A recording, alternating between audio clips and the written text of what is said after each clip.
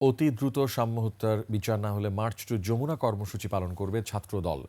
বিচার ও প্রকৃত খুনি গ্রেফতার করে মিডিয়ার সামনে না আনা পর্যন্ত এই কর্মসূচি চলবে বলে জানিয়েছেন কেন্দ্রীয় ছাত্রদলের সভাপতি রাকিবুল ইসলাম রাকিব। ওয়ালটন আবারও মিলিয়নিয়ার অফারে ওয়ালটন ফ্রিজ কিনে আপনিও হয়ে যেতে পারেন মিলিয়নিয়ার। আর নিহত সাম্যের বড় ভাই জানান, যদি এই হত্যার বিচার সরকার না করে তবে আইনি লড়াই চালিয়ে যাবেন তারা। বিস্তারিত মাহিলা ইসলামের রিপোর্টে।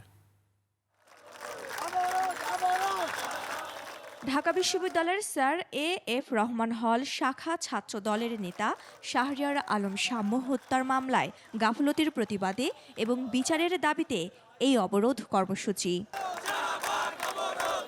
জাতীয় জাদুঘরের সামনে অবস্থান করার কথা থাকলেও নেতাকর্মীদের ভিড়ে তা ছাপিয়ে যায় শাহবাগের মূল সড়ক। কর্মসূচিতে ছাত্রদলের নেতারা বলেন, বিগত সময়ে যেমন দমন পীড়ন চলত, এখনও তাই হচ্ছে। কিছু লোক সাম্যের বিচারের দাবিতে রয়েছে, আর কিছু সুবিধার দাবিতে রয়েছে।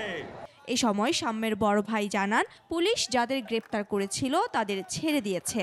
হুঁশিয়ার করে দিতে চাই, বাংলাদেশ জাতীয়তাবাদী ছাত্র দলের কোন নেতাকর্মীর নামে ভবিষ্যতে যদি এরকম গায়ে আঘাত করা হয়, বাংলাদেশ জাতীয়তাবাদী ছাত্র দলের কোন নেতাকর্মী আর বসে থাকবে না।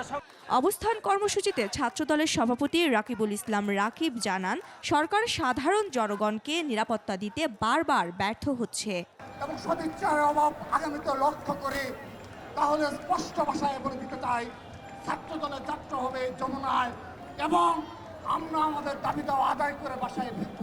এই হত্যাকাণ্ডের বিচার দ্রুত না হলে মার্চ টু যমুনা কর্মসূচি পালন করবে ছাত্রদল।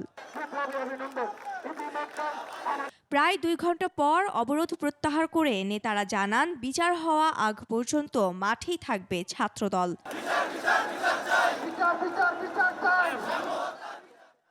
মাহিলা ইসলাম, 21 টেলিভিশন, ঢাকা।